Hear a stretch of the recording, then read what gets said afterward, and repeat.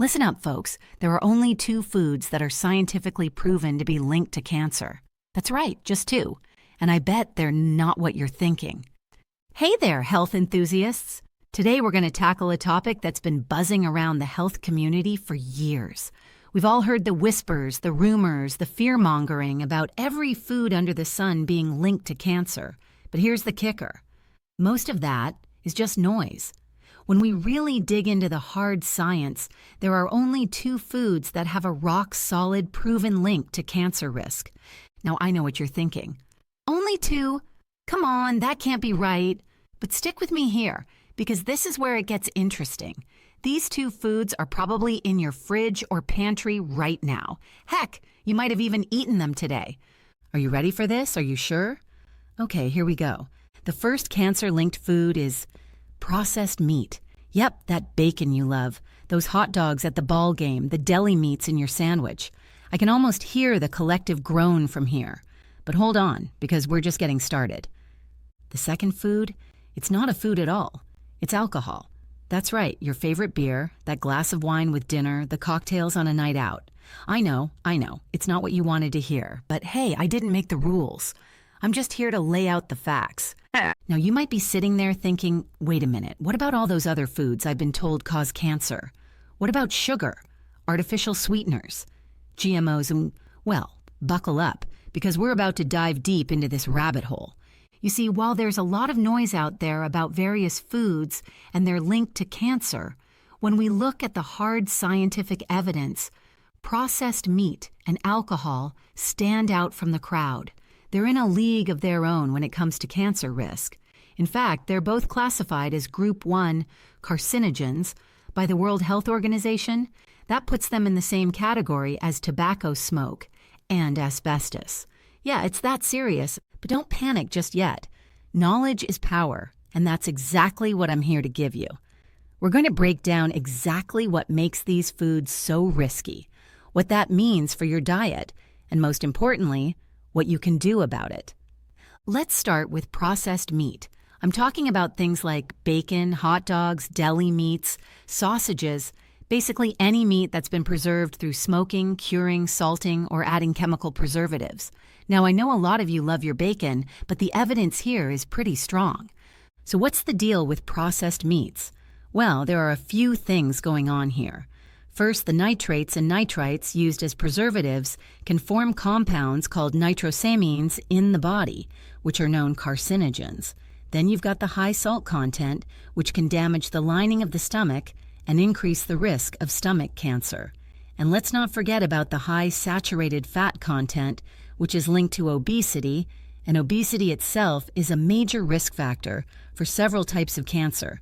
Now, I'm not saying you can never have a hot dog at a ball game again, but if processed meats are a regular part of your diet, you might want to seriously consider cutting back. Try swapping out that deli meat sandwich for a chicken salad or a veggie wrap. Your body will thank you. All right, moving on to the second food that's strongly linked to cancer, alcohol. Yeah, I know. A lot of us enjoy a glass of wine with dinner or a beer with friends. But here's the thing. Alcohol is actually classified as a Group 1 carcinogen by the WHO, just like processed meat. Now, you might be thinking, wait a minute, I thought red wine was supposed to be good for you. And it's true, there have been studies showing some potential health benefits from moderate red wine consumption, mainly due to a compound called resveratrol.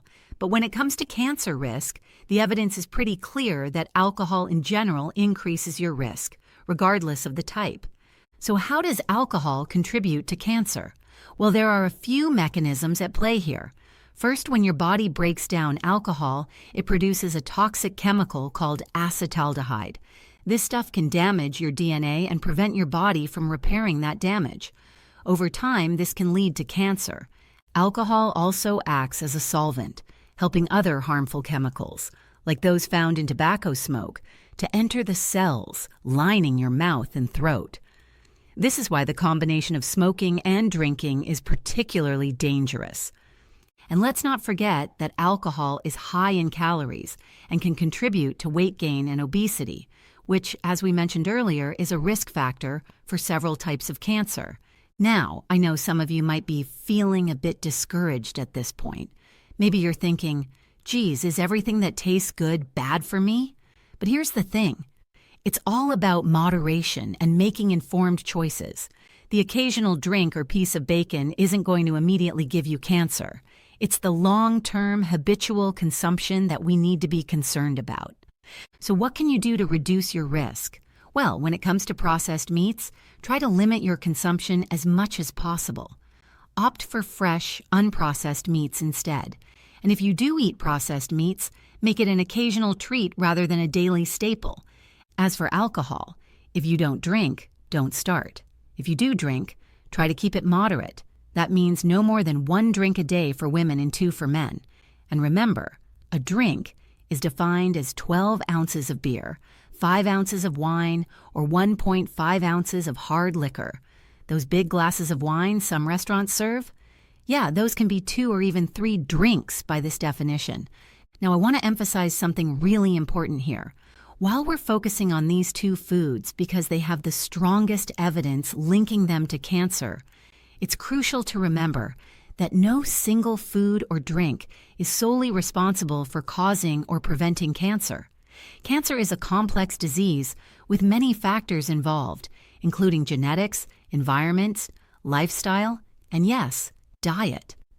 That's why it's so important to look at your overall dietary pattern rather than obsessing over individual foods.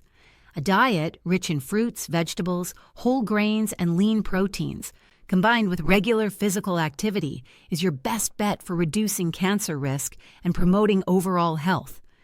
And here's another key point. While we've been talking about foods to avoid or limit, there are also plenty of foods that may help protect against cancer. Foods high in fiber, for example, have been linked to a lower risk of colorectal cancer. Fruits and vegetables are packed with antioxidants that can help protect your cells from damage. And foods rich in omega-3 fatty acids, like fatty fish, may help reduce inflammation in the body, which is thought to play a role in cancer development. So instead of just focusing on what to cut out, think about what healthy foods you can add to your diet. Maybe try incorporating a new vegetable into your meals each week, or swapping out some of your red meat for fish. Small changes can add up to big benefits over time. Now, I know some of you might be wondering about other foods you've heard might be linked to cancer. What about sugar, or artificial sweeteners, or GMOs? The truth is, while there's ongoing research in these areas, the evidence isn't as strong or consistent as it is for processed meat and alcohol. That doesn't mean these foods are necessarily safe in large quantities, but it does mean we need more research to fully understand their effects. Remember, nutrition science is complex and constantly evolving. What we know today might be different from what we know in 5 or 10 years. That's why it's so important to stay informed and be willing to adjust your habits as new information becomes available. One thing that hasn't changed, though, is the importance of a balanced, varied diet. No single food is a magic bullet for health, and no single food is going to doom you to disease. It's all about the big picture, your overall dietary pattern and lifestyle. So here's what I want you to take away from this. Be mindful of your consumption of processed meats and alcohol. Try to limit them where you can, but don't stress over every little thing you eat. Instead, focus on filling your plate with a variety of whole, nutritious foods. Get plenty of fruits and vegetables, whole grains, lean proteins, and healthy fats. And remember, diet is just one piece of the puzzle when it comes to cancer prevention. Don't forget about other important factors like maintaining a healthy weight, getting regular exercise, not smoking, protecting your skin from sun damage, and getting recommended cancer screenings. All right, guys, that's it for today's deep dive into foods linked to cancer. I hope you found this information helpful and that it empowers you to make informed choices about your diet. Remember, knowledge is power when it comes to your health. Stay curious, keep learning, and take care of yourselves. If you have any questions, drop them in the comments below, and I'll do my best to address them in a future video. Until next time, stay healthy.